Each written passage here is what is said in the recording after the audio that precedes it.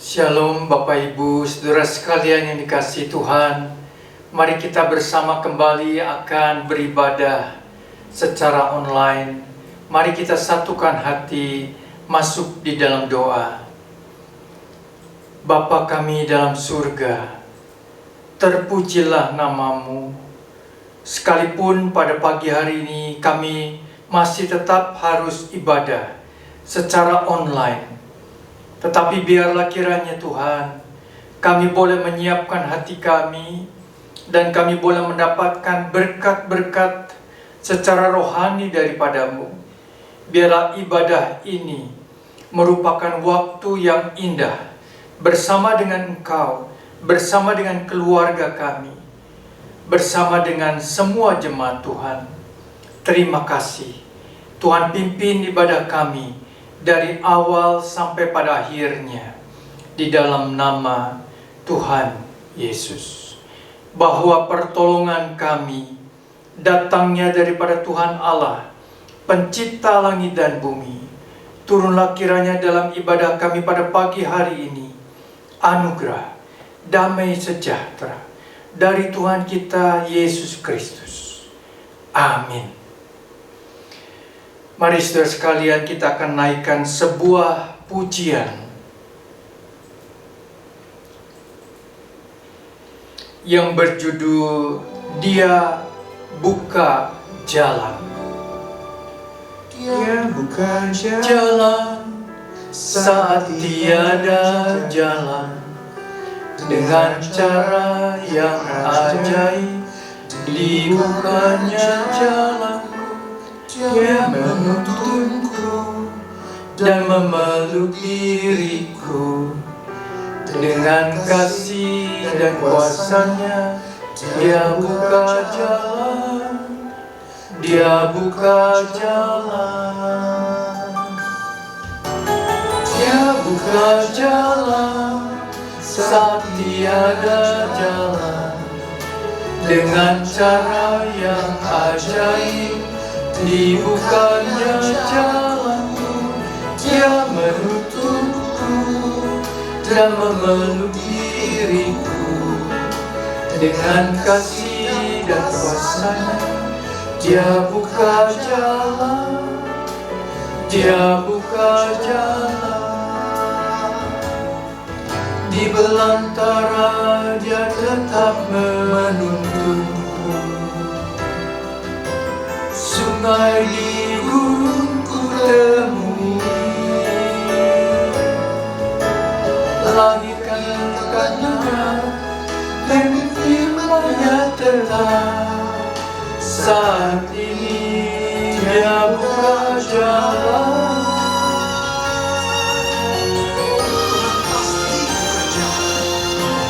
Dia buka jalan saat tiada jalan, dengan cara yang ajaib dibukanya jalan.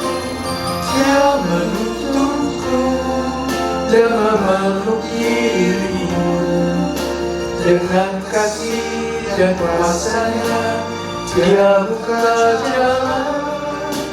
Dia buka jalan. Dengan kasih dan kuasanya Dia buka jalan.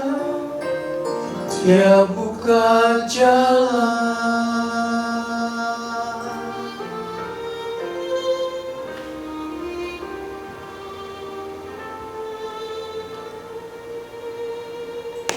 Tuhan, sesuai dengan lagu pujian ini, kami percaya Engkau akan membuka jalan. Sekalipun kami harus melewati lembah, gunung, ataupun padang yang tandus, tapi satu kali pada saatnya Tuhan akan buka jalan. Biarlah kami boleh tetap tekun, tetap berharap, pantang menyerah, sampai pada waktunya Tuhan akan membuka jalan bagi kami. Sebentar kami akan membaca, merenungkan firman-Mu. Sebentar kami akan merenungkan firman-Mu Tuhan. Kiranya Allah Roh Kudus memimpin kami, menyertai kami, agar kami boleh menerima kebenaran firman-Mu yang boleh menjadi berkat bagi kami semua. Urapi hamba-Mu yang akan menyampaikan kebenaran firman. Pakai hamba-Mu sebagai saluran berkat. Di dalam nama Tuhan Yesus, kami panjatkan doa ini. Amin. Di minggu pertama bulan Juli, di bulan kitab suci ini, saya mengajak saudara jemaat sekalian untuk membuka Alkitab dari kitab Roma pasal yang pertama, ayat yang pertama sampai dengan ayat yang ke-7. Roma pasal 1 ayat 1 sampai dengan ayat yang ke-7 di dalam tema kuasa Injil. Roma pasal 1 ayat 1 sampai dengan ayat yang ke-7, demikian sabda Tuhan. Dari Paulus hamba Kristus Yesus yang dipanggil menjadi rasul dan dikuduskan untuk memberitakan Injil Allah.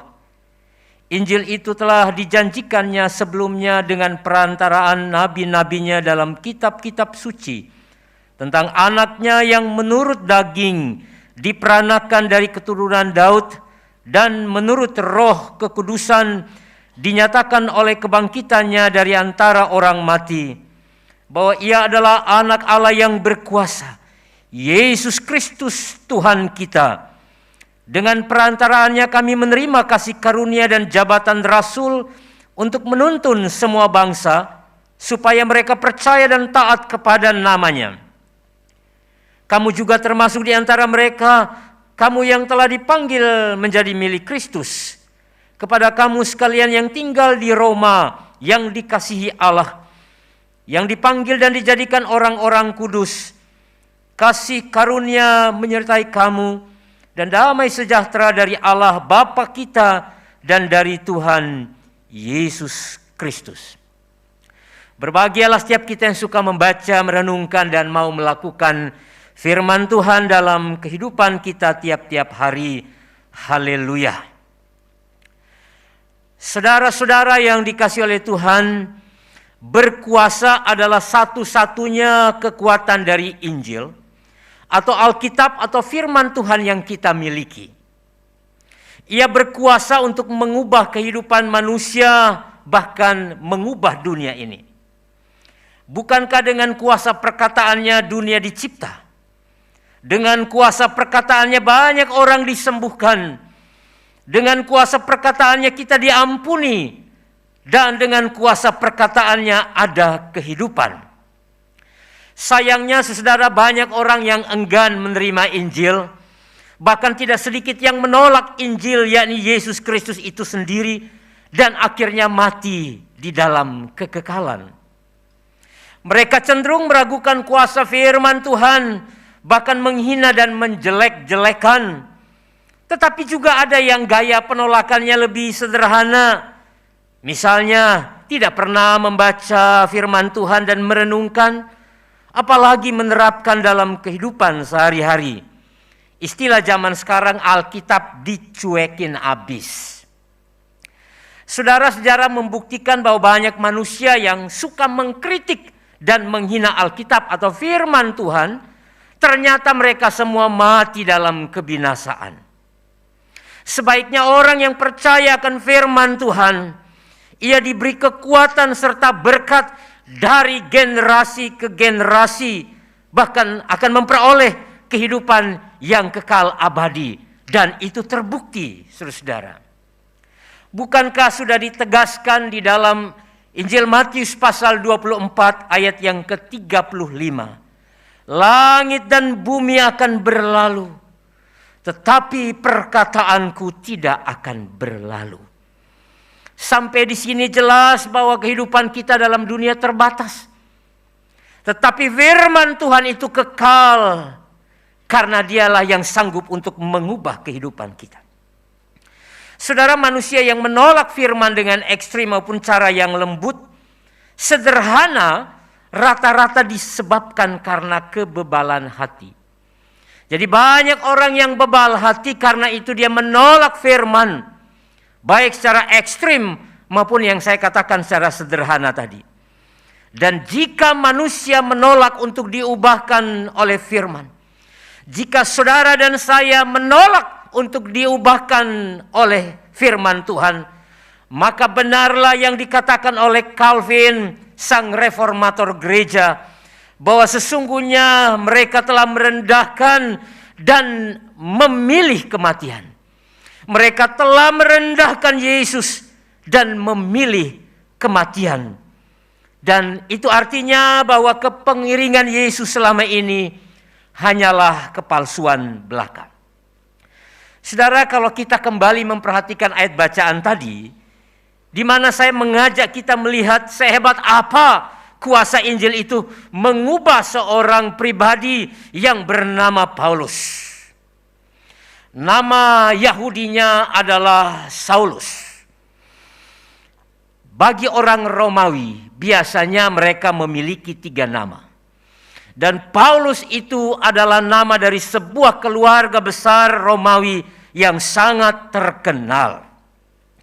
Sejarah mencatat bahwa Paulus adalah mantan penjahat.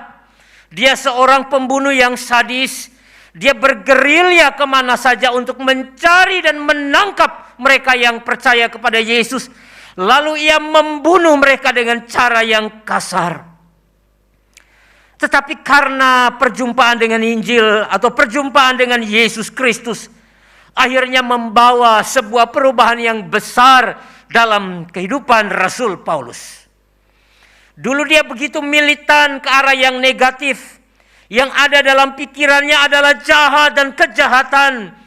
Tapi setelah perjumpaan dengan Kristus atau Injil yang sesungguhnya itu, sekarang dia berubah ke arah positif. Dan saya yakin saudara, itulah hakikat perubahan. Jadi orang yang membaca firman Tuhan, merenungkan dan melakukan, maka firman itu akan mengubah kehidupannya dan kehidupan itu akan jadi lebih baik. Jelas, kalau orang percaya kepada Tuhan, pasti dia mencintai firman. Dan kalau dia mencintai firman, firman Tuhan selalu akan mengubah kehidupannya dari yang jelek menjadi kehidupan yang lebih baik. Bahkan kalau kita memperhatikan sejarah kehidupan Rasul Paulus, perjumpaannya yang dahsyat itu membuat dia menerima sebuah panggilan yang mulia, menjadi seorang hamba dari Kristus, tetapi juga sekaligus menjadi seorang rasul. Meskipun kerasulan Paulus itu ditolak di mana-mana, mereka tidak percaya karena mantan orang jahat, seorang yang pernah membunuh tidak mungkin berubah. Padahal karena firman Tuhan, segala sesuatu bisa berubah. Tetapi semua halangan-halangan itu tidak menghalangi Rasul Paulus untuk terus mencintai Yesus, untuk terus mewartakan nama Yesus di dalam kehidupan kesehariannya. Jujur saudara yang dikasihi oleh Tuhan, siapa di antara kita yang sudah sungguh-sungguh menjadi orang Kristen? Dan ketika dia menjadi orang Kristen, dia banyak diberkati. Ketika dia menjadi orang Kristen, banyak diubahkan oleh Tuhan. Atau juga tanpa sadar atau dengan sadar, ada banyak di antara kita yang sudah mengikut Tuhan. 2, 3, 4 tahun, 10 tahun, belasan tahun, puluhan tahun. Tetapi banyak juga yang kemudian tidak ada perubahan. Seperti yang dulu. Kalau lagunya Dian Pesesa, aku masih seperti yang dulu. Dalam Galatia 5, Paulus menyebut dengan perbuatan daging. Ada percabulan, ada perselisihan, ada iri hati, ada ketidaksetiaan, ada perilaku cinta dosa, ada hamba uang, ada gila hormat, ada pelit, ada pesta pora, ada roh pemecah, ada pemarah dan pembenci. Semua itu adalah gambaran dari kekristenan palsu. Bahwa sesungguhnya dia tidak pernah diubahkan oleh firman Tuhan. Meskipun status kekristenan melekat dalam dirinya. Bahkan saudara, kebencian itu paling dapat tempat yang subur Sudah melihat di tengah-tengah bangsa kita, atas nama demokrasi, atas nama kebebasan berpendapat, orang bisa saling mencaci, bahkan mencaci presidennya sendiri. Tapi jangankan di negara yang besar ini, dalam keluarga saja orang bisa konflik oleh karena perbedaan pendapat, perbedaan kepentingan, bahkan tidak sedikit mungkin persoalan warisan. Tetapi juga di dalam kehidupan bergereja, kebencian itu acap kali selalu akan dibumbui sehingga menimbulkan kebencian yang baru. Guru Gembul, saudara, Guru Gembul dalam salah satu channelnya di YouTube, dia berkata begini, kebencian itu harus mirip iman. Kalau iman membutuhkan rasional, maka kebencian itu juga begitu. Tidak boleh asal orang benci, harus ada argumentasi-argumentasi logis yang membuat itu dibenarkan. Meskipun pada akhirnya si Guru Gembul ini berkata bahwa kebencian itu tidak pernah legal dalam sejarah manusia. Mari kita perhatikan ayat bacaan kita tadi dalam Roma pasal 1 ayat 1 sampai ayat yang ke-7, khusus di dalam ayat yang pertama. Di situ dikatakan, dari Paulus, hamba Kristus Yesus, yang dipanggil menjadi rasul atau utusan dan dikuduskan untuk memberitakan Injil Allah. Saudara-saudara, sebagai utusan ia memiliki otoritas untuk menjadi wakil dari Tuhan. Kita juga adalah utusan-utusan itu. Dan Tuhan memberikan otoritas kepada kita untuk mewakilinya dalam dunia. Menjadi kesaksian bagi banyak orang. Menjadi rasul atau pelayan Kristus yang saya gambarkan tadi dengan hamba, ternyata pernah digambarkan oleh Paulus sendiri di dalam 1 Korintus 4 ayat 9 dalam bacaan buku wasiat Gereja Isa Al-Masih Jemaat Galunggung pada tanggal 1 Juli. Kalau yang baca dengan setia. Di situ disebutkan bahwa seorang rasul adalah jabatan rendahan, sebuah tontonan bagi dunia dan layak dihukum mati. Jadi zaman sekarang ada banyak orang mengaku sebagai nabi dan rasul, tetapi bukan lagi melihat sebagai sebuah jabatan rendahan, tapi sebuah jabatan yang butuh dipuji-puji banyak orang. Padahal jabatan rasul adalah tontonan bagi dunia, dan jabatan itu merujuk pada hukuman mati. Tapi saat yang sama, saudara, Rasul Paulus dipanggil, dikhususkan dan dikuduskan untuk memberitakan Injil. Berarti ada dua tugas yang dimiliki oleh kita yang menerima panggilan seperti Rasul Paulus, menjadi utusan-utusan di dalam dunia ini, tetapi sekaligus kita memberitakan Injil. Memberitakan Injil adalah memberitakan kabar sukacita tentang siapa itu Yesus. Dan semua yang percaya pada Yesus diberi tugas yang sama, meskipun dengan cara yang berbeda. Dan kekristenan yang hakiki, otomatis dia akan menerima Yesus dan menceritakan nama itu kepada dunia. Ini teguran pertama bagi kita sebagai orang-orang percaya. Apakah kita sudah menerima tugas perutusan itu? Atau setelah kita menerima, kita diamkan di rumah kita, lalu kita tidak pernah bercerita kepada siapapun tentang nama itu? Dalam sukacita, saudara, kalau kita memperhatikan ayat bacaan kita, Rasul Paulus menerima karena Injil itu bukan saja berlaku pada saat dia menerima Kristus Yesus, tapi pernah diwartakan oleh nabi-nabi sebelumnya. Bahkan Injil itu adalah Yesus Kristus sendiri yang digambarkan dalam ayat bacaan kita sebagai pribadi yang lahir dalam dunia ini dari keturunan Daud, yang menderita, mati dan bangkit, dan melalui kuasanya Kristus bangkit. Dan itu yang menjadi landasan percaya dari seorang Rasul Paulus. Jadi hanya nama Yesus yang diberitakan supaya dunia percaya, dan memang Yesuslah juru selamat satu-satunya, tidak ada yang lain.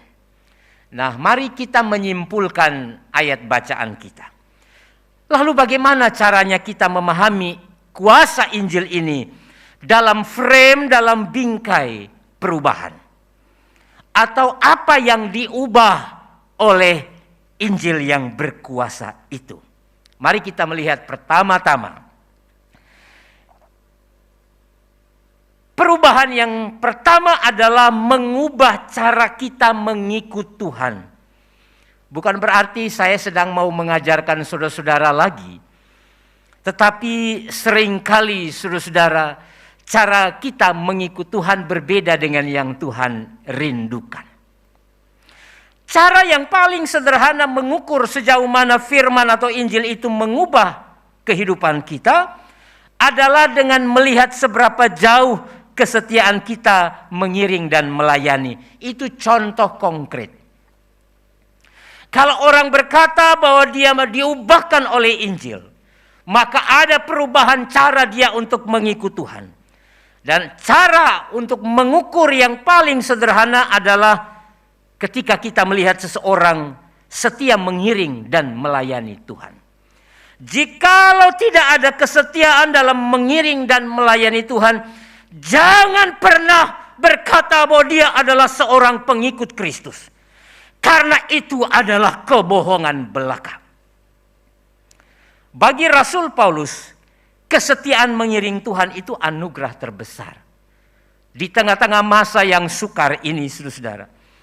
Kalau masih banyak orang yang setia mengiring Tuhan, itu sesuatu yang hebat. Apalagi di tengah angkatan yang bengkok hatinya, seperti gambaran Nabi Amos. Banyak orang mengaku bahwa dia percaya kepada Tuhan, tapi kehidupannya tidak pernah dibuktikan bahwa dia adalah seorang yang mengikut Tuhan. Saya katakan tadi di awal, inilah ciri kekristenan palsu yang makin marak. Kalau orang Kristen mengikut Tuhan, banyak tuntutan dan banyak maunya dan tidak ada perubahan sama sekali, dia pasti bukan orang Kristen. Yang lebih ekstrim lagi, saudara, Injil itu pasti mengubah ketidaktaatan kita menjadi taat. Dari kesembronoan kita menjadi semakin baik. Dari kehidupan yang diliputi oleh dosa diubah menjadi orang yang benar dan mencintai kebenaran dengan melakukan kebenaran itu dalam kehidupan tiap-tiap hari. Kalau kita mengaku kita mengikut Tuhan tetapi terus terjerembab dalam kedagingan, menutup rapat dosa kita, maka kita telah memanipulasi Injil demi kesenangan daging kita. Dan banyak orang masih terjerembab dalam kondisi seperti itu. Tidak sedikit juga yang kemudian meninggalkan Tuhan karena dia ingin perbuatannya dilegalkan, perbuatan kejinya dilegalkan. Tapi ada yang memanipulasi Injil dengan cara yang sederhana, bahkan berbau teologis. Saya ingin memberikan contoh. Suatu kali, saudara, ada seorang pendeta di sebuah kota. Dia berkunjung ke rumah jemaatnya, satu keluarga kecil yang memang secara materi miskin. Mereka hanya punya cukup satu kamar, masaknya di situ, makannya di situ, ada kamar mandi kecil yang selalu akan ditutup pakai seng. Ketika pendeta ini berkunjung ke keluarga ini, dia merasa sedih. Tapi dia tidak putus asa karena jemaat ini tetap semangat.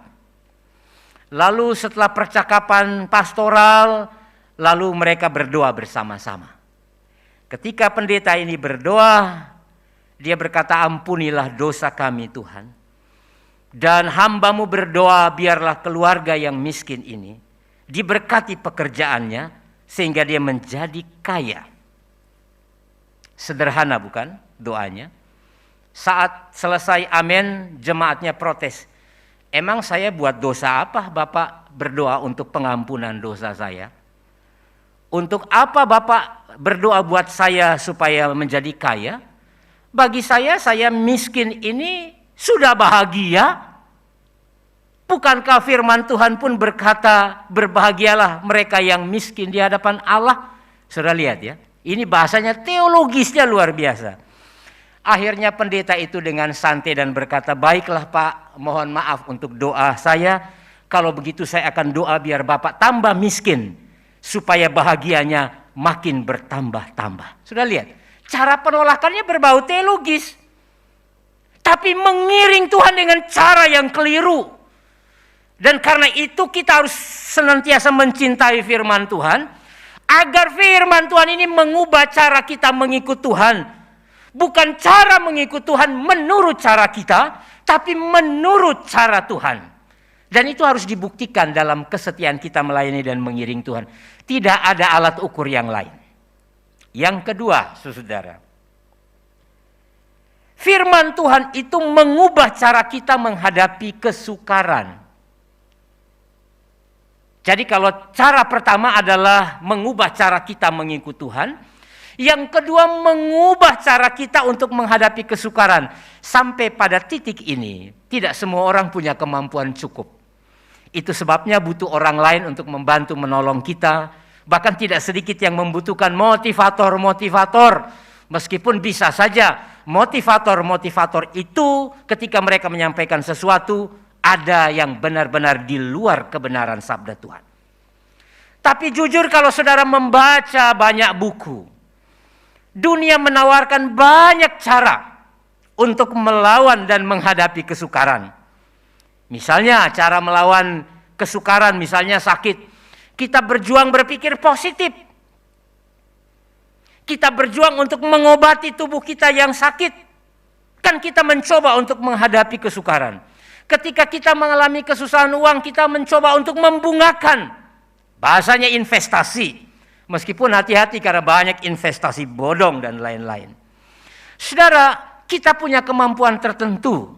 Dan Alkitab mencatat bahwa sebenarnya manusia itu memiliki kemampuan itu.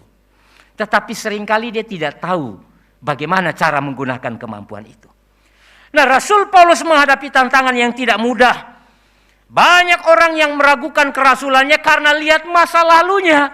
Bukankah seringkali kita juga didakwa oleh masa lalu sehingga kita tidak bisa berbuat banyak? Apakah keraguan, penghinaan dan kebencian mereka terhadap Rasul Paulus membuat dia untuk menolak Yesus? Tidak. Apakah keinginan untuk membunuh Rasul Paulus dan ketakutan-ketakutan yang memenjarakan hidupnya membuat dia berhenti melayani Tuhan? Tidak. Apakah kata-kata kasar yang dilontarkan kepada seorang rasul membuat dia patah semangat dalam mengikut Tuhan? Tidak. Tentu pertanyaan yang sama bagi kita. Di dalam menghadapi ujian yang tidak mudah, persoalan dalam keluarga, persoalan kesehatan, persoalan bisnis, pertanyaan bagi kita, apakah dengan tantangan itu membuat kita cepat putus asa dan meninggalkan Tuhan? Atau kita melawannya dengan memohon belas kasihan Tuhan? Ada tipe orang yang mau persoalannya cepat selesai. Misalnya kalau saya membimbing bimbingan pranikah, biasanya calon-calon pengantin itu kalau menghadapi persoalan mereka pengen cepat-cepat selesai. Mengapa? Karena mereka nggak mau terganggu atau nggak mau kehilangan. Bukankah kadang-kadang ketika kita masuk ke gereja, ketika kita beribadah, kita datang juga dengan membawa beragam-ragam keinginan kita yang selalu kita minta untuk Tuhan jawab. Kalau di gereja ini tidak dijawab, pindah ke gereja lain. Kalau di sana tidak dijawab, pindah lagi ke gereja yang lain. Dan berputar-putar dalam relasi keputusasaan.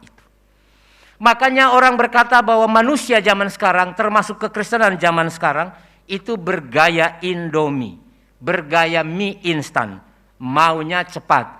Tapi sesuatu yang cepat itu beresiko karena tidak pernah menyehatkan. Emang kita mau makan Indomie tiap hari pagi, siang, malam? Jangan terpengaruh iklan. Iklan tuh dahsyat ya. Untuk makan Indomie aja diajarkan kepada anak-anak, pagi makan Indomie, siang makan Indomie, malam makan Indomie. Saya memang suka makan Indomie, tetapi saya juga tidak mau makan Indomie tiap-tiap hari. Orang yang mau sesuatu dengan instan dan cepat itu cepat juga pergi. Karena tidak memiliki nilai perjuangan dan nilai seninya menjadi hilang. Sejarah mencatat saudara bahwa kesukaran adalah cara yang paling tepat membuat kita tangguh. Makanya saudara harus berkata, terima kasih Tuhan untuk kesukaran-kesukaran ini. Karena dengan kesukaran membuat aku kuat dan tangguh. Harus berkata demikian. Karena Paulus mencatat di dalam 2 Korintus 12 ayat 7 bahwa itu sama seperti duri dalam daging. Maka aku diberi satu duri dalam dagingku, yaitu seorang utusan iblis, untuk mengocok aku supaya aku jangan meninggikan diri. Hanya dengan duri dalam daging kita dibentuk menjadi kuat. Makanya mari di masa yang sukar ini, kita berkata terima kasih Tuhan. Supaya kita bisa kuat menghadapi realita zaman dengan kondisi yang makin hari makin memprihatinkan. Karena itu saudara, meski kita hidup susah, jangan selalu perkatakan kesusahan itu. Kalau kita perkatakan kesusahan, maut, kematian, itu juga yang akan mengunjungi kita. Kita harus percaya bahwa Tuhan jauh lebih hebat, jauh lebih besar, jauh lebih dahsyat yang bisa mengalahkan apapun. Makanya saya selalu ingatkan perkataan kuasa, keberanian, dan itu yang akan membentengi kita. Termasuk ini ujian bagi kami para pendeta. Ketika masa-masa sukar, jemaat-jemaat hampir semua menghadapi kesukaran. Kalau pendeta juga bersembunyi dan ketakutan, lalu kita bisa buat apa untuk kehidupan jemaat? Termasuk pendeta-pendeta gereja Isa Al-Masih dimanapun berada. Saya 2 hari lalu membaca sebuah kalimat yang bagi saya baik, yang diungkapkan oleh seorang gubernur Jawa Barat, Ridwan Kamil. Dia berkata begini, ini dia mengutip dari para ahli kesehatan. Virus corona varian Delta adalah virus yang paling cepat menular 3-7 kali lipat. Waduh, itu sebabnya luar biasa bukan ketakutan zaman sekarang. Tetapi menurut para ahli kesehatan, dikutip oleh Ridwan Kamil, protokol kesehatan dan imun adalah senjata yang paling ampuh untuk mengalahkannya. Dan varian Delta pasti dikalahkan oleh itu. Wah, saya bilang ini nih semangat-semangat yang membuat kita nggak boleh takut. Ada banyak orang Kristen berkata dia percaya pada Yesus, tapi bersembunyi di dalam ketakutan-ketakutannya. Bukankah kalau kita dengan protokol kesehatan udah baik, dengan imun sudah baik, apalagi ditambah dengan iman percaya kepada Tuhan Yesus. Pandemi ini ujian yang paling berat, saudara. Ujian yang paling berat khususnya di gelombang kedua ini. Kepada siapa kita percaya? Kepada penyakit-penyakit, kepada virus, atau kepada kematian, atau kita percaya kepada Tuhan? Bukan berarti saya mengajak saudara menantang maut, tapi di tengah-tengah kita percaya kepada Tuhan, kita juga diberi hikmat untuk dapat mengalahkan semua itu dengan rasional kita. Orang betul bisa saja khawatir dan takut, tapi tidak boleh berlebihan. Tapi kali ini pemerintah memanggil kita untuk waspadanya tingkah tinggi. Bukan karena ketakutan yang berlebihan, tapi waspada yang tingkat tinggi. Kalau Tuhan sudah memberikan hikmat, jangan pergi dan bergerombolan di situ. Jangan pergi. Karena memang itu tuntutan. Kadang-kadang menjadi kesedihan, saudara. Banyak orang mau ikut Tuhan, tapi yang dia taburi tiap hari dalam pikiran hatinya hanyalah ketakutan, kecemasan, dan kekhawatiran. Tidak ada guna kekristenan itu. Saat ini saudara bisa lihat siapa yang paling tangguh menghadapi keadaan ini. Kalau dia tangguh menghadapi ini, berarti dialah orang Kristen yang sejati. Berarti firman Tuhan mengubah kehidupannya dalam menghadapi kesukaran. Minggu lalu saya tugas di Makassar, saya membawa 2 buku kecil karena saya belum terlalu kuat untuk membaca buku teologi yang berat. Mungkin karena dampak dari corona long covid yang saya pernah alami itu. Saya hanya membawa 2 buku kecil yang halamannya 90-an lah, 2 buku yang saya baca. Satunya adalah buku karangan Anthony de Mello, dengan judul Rediscovering Life, menemukan kembali sebuah kehidupan. Dia berikan subtitle, subjudulnya Jalan Sederhana Menuju Kebahagiaan Hidup. Dia berkata demikian, Anthony de Mello ini berkata begini, Anda tidak perlu meminta cara untuk bahagia. Anda tidak perlu meminta cara untuk bahagia, karena kehidupan itu adalah kebahagiaan. Soal warna seperti apa hidup kita, warnai saja. Wah, kalimatnya sederhana, saudara-saudara. Jadi kehidupan kita kalau sampai sekarang Tuhan masih memberikan kehidupan, itu kebahagiaan. Mengapa kita renggut kebahagiaan itu dengan ketakutan dan kecemasan? Soal warna hidup tinggal kita yang mau mewarnai. Mau warnai seperti apa? Karena itu jangan takut dengan kesukaran. Karena Injil mengubah itu. Membuat kita berani menghadapi kesukaran-kesukaran. Yang ketiga, yang terakhir. Kalau sudah terakhir rasanya cepat. Mengubah cara kita meresponi kemenangan. 3 poin ini seringkali kan diabaikan. Jadi pertama, cara mengikut Tuhan itu menurut kita. Yang kedua, kita tidak sanggup menghadapi kesukaran menurut kacamata Tuhan. Tapi yang ketiga, yang tidak kalah penting, saudara, mengubah cara kita meresponi kemenangan. Karena ada kekeliruan fatal yang terjadi juga dalam kehidupan orang Kristen yang mengaku sudah mengikut Tuhan. Banyak orang ketika diberkati atau dia memperoleh kemenangan, sukses, cenderung lupa bahwa itu karena campur tangan Tuhan. Harus diakui, saudara.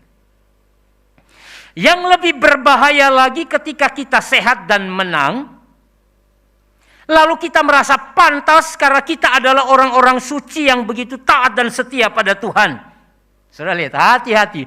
Bungkusan-bungkusan itu begitu softnya.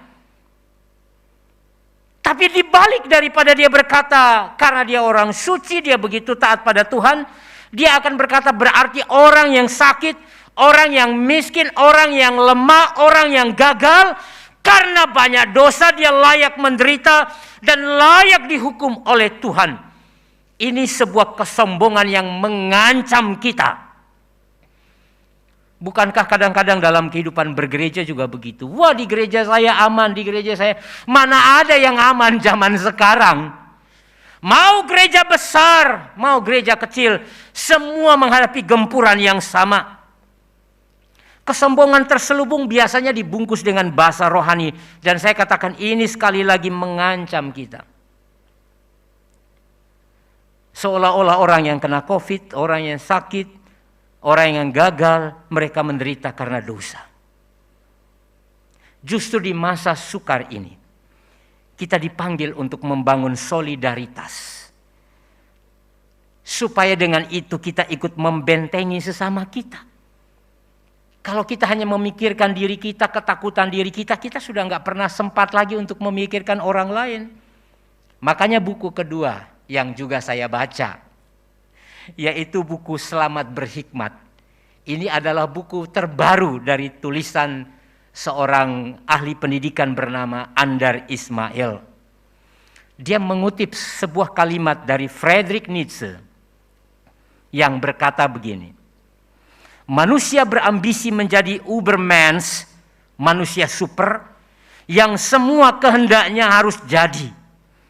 Manusia ingin menjadi raja dan Tuhan, akan tetapi itu terhambat sebab ada Tuhan yang merajai manusia.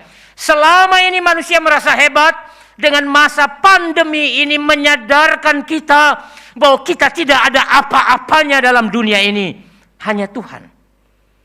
Karena itu Paulus memanggil kita, jemaat-jemaat Gereja Isa Almasih Galunggung dan gereja-gereja yang lain yang ikut menyaksikan kebaktian ini. Mari kita hidup dikuasai oleh Injil. Kuasa Injil Yesus sendiri. Karena Injil itu yang akan mengubah kehidupan kita menjadi jauh lebih baik. Dia adalah Raja yang merajai dunia dan merajai hidup kita. Kalau dia berkata bahwa virus ini halau dari muka bumi, terlalu gampang. Tapi Tuhan memberikan kita hikmat dan pengertian. Kita tidak dijadikannya sebagai robot-robot, Tapi kita dipanggil menjadi umat ciptaannya untuk bergantung penuh kepada Tuhan sebagai yang berkuasa dengan spirit yang baru, yaitu rindu untuk diubahkan. Baik itu diubahkan dalam hal kepengikutan kita, rindu diubahkan dalam kemampuan kita menghadapi kesukaran, dan rindu diubahkan dalam menghadapi kemenangan kalau itu Tuhan izinkan. Lalu bagaimana caranya mencintai, membaca firman Tuhan itu? Saya akan menutup dengan yang dikatakan oleh seorang reformator gereja bernama Martin Luther. Dia berkata begini, harusnya orang makin mencintai firman di tengah-tengah kesulitan. Dan dia berkata begini, setiap kata yang ada di dalam Alkitab yang Anda baca dengan kesungguhan akan terasa bergetar karena diisi oleh suara Yesus. Kalau kita percaya bahwa itu adalah firman dari Tuhan, maka saat kita membaca Alkitab bukan berlalu begitu saja, tapi akan terasa bergetar dalam diri kita. Karena setiap kata yang muncul dari Alkitab itu adalah suara Yesus. Karena itu, jangan rasuki firman Tuhan itu dengan suaramu, sehingga membuat tidak ada getaran apapun ketika engkau membaca firman Tuhan. Selamat menikmati perubahan hidupmu berdasarkan kuasa Injil. Amin. Mari kita berdoa.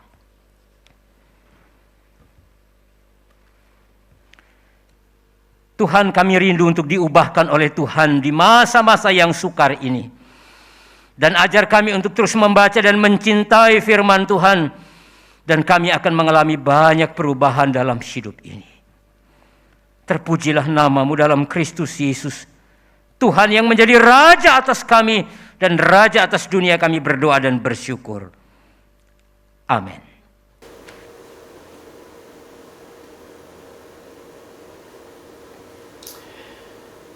Pada kesempatan ini kita sudah diberkati dengan kebenaran firman Tuhan yang telah disampaikan oleh hambanya, Pendeta Daud Adu.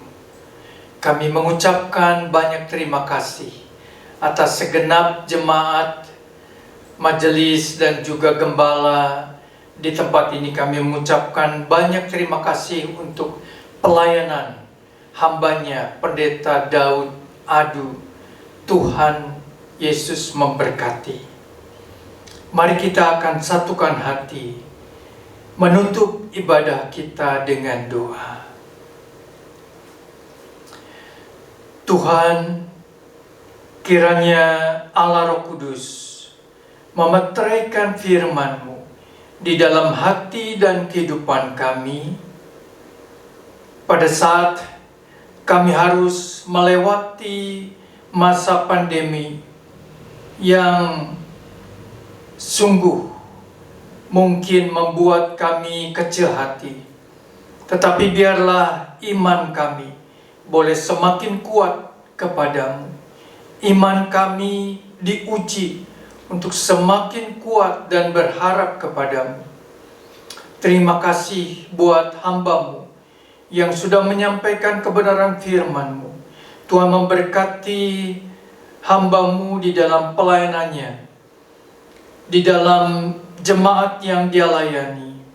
Tuhan memberkati kesehatannya, memberkati keluarganya, istrinya, anaknya, dan kiranya Tuhan senantiasa menyertai kehidupannya. Tuhan, pada saat ini kami berdoa bagi bangsa dan negara kami, Indonesia yang kami kasihi, bersama dengan seluruh rakyat yang ada. Kami bersama sedang menghadapi masa-masa yang sulit. Tapi biarlah pada masa ini Tuhan, kami mau sehati, kami mau berdoa, kami mau merendahkan diri di hadapan-Mu Tuhan. Kami memohon kiranya Tuhan berbelas kasihan kepada bangsa dan negara kami. Ada banyak korban yang telah direnggut Tuhan. Ada banyak keluarga yang telah berduka cita. Biarlah kiranya Tuhan, Kau menghiburkan mereka, dan Tuhan menguatkan kami untuk tetap menjaga diri, berdisiplin, dan kami boleh tetap beriman kepadamu. Tuhan, kami berdoa supaya iman kami tidak menjadi lelah, jadi lemah, tetapi tetap berharap kepadamu. Terima kasih Tuhan. Berkati Bapak Presiden dan wakilnya, para menteri, Satuan Tugas COVID-19, BNPB, dan juga TNI Polri. Kami juga berdoa bagi para dokter, para perawat, tenaga kesehatan yang berjuang di garis depan. Berkati setiap rumah sakit yang ada dengan pelayanan mereka. Biarlah kiranya Tuhan, Engkau memulihkan bangsa dan negara kami Indonesia. Terima kasih Tuhan. Kami mengucap syukur. Kami percaya Tuhan, Engkau mengasihi kami. Engkau berbelas kasihan kepada kami. Dan Engkau akan menjaga umat-Mu, domba peliharaanmu. Saudaraku yang kekasih, pulanglah dengan membawa berkat Tuhan. Kiranya kasih sayang dari Allah Bapa di surga, anugerah keselamatan dari Tuhan Yesus Kristus, dan pertolongan daripada Allah Roh Kudus terus menjaga kita sekalian sampai Maranatha, Tuhan Yesus datang kembali. Amin. Terima kasih Yesusku buat anugerah yang Kau beri. Sebab hari ini Tuhan adakan syukur bagimu.